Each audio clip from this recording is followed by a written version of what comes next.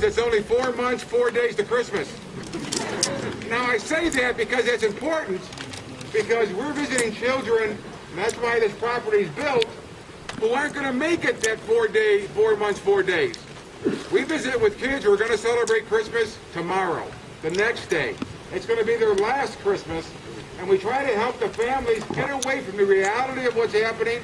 We also want them to enjoy a day of memories, a day of seeing their child happy, a day of seeing their child doing things they haven't done for a long time because they've been sick. This child that we're talking about is within all of us.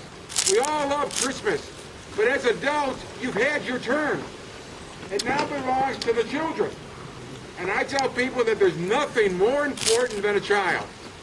And if you got a sick child, it's that much more important, and it's got to be done that much quicker. I want you to look at the property. We have now seen in 35 years over 140,000 children.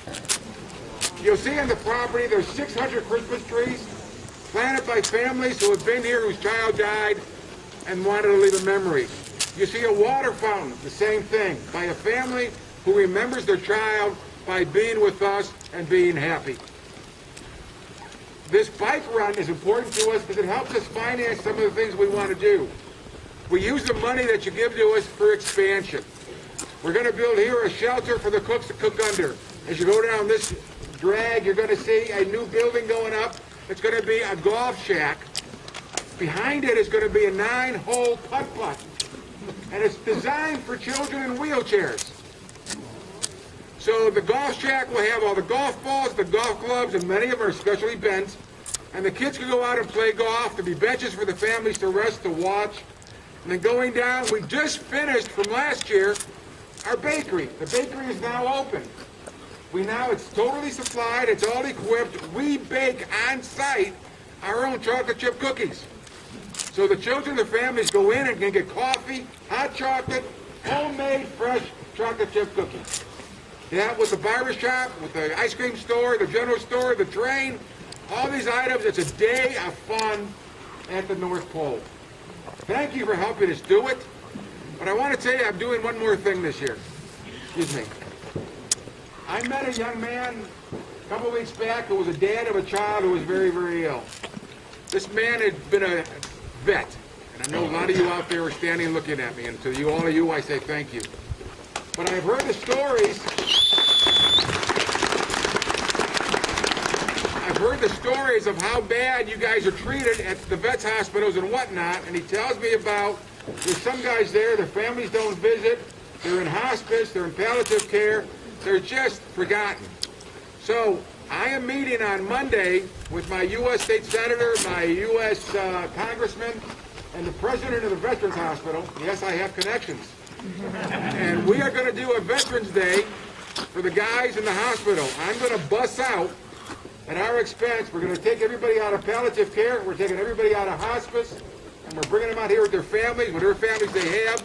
And I know a lot of them don't have young kids. They got grandkids. And I never say no to a grandchild. So coming up, and you guys are helping us do that again. So coming up, we're going to have a Veterans Day.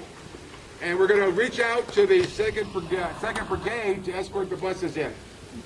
So it's all military. To all of you who served, to those who were healthy, I want to say thank you. God bless you. To those who came back injured and need help, we're going to try to do something. It's not a big deal. It needs so much more than this, but it's just a day. It's a day to say thank you and a day to give them a break. So we're going to do it. We're also looking out to independent riders and stuff too that want to help us escort the bike or the buses and stuff in on that day. September 11th? Not sure. Not sure Don't give the a date date yet. Don't give a date. Not sure the date yet.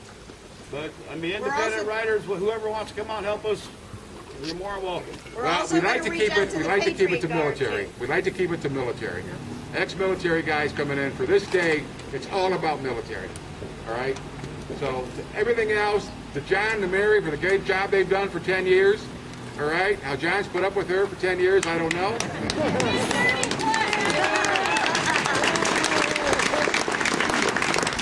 I am told the only reason they're still together is because of Santa. So I offer that condolence to John, but to anybody. But all of you, God bless you. Merry Christmas.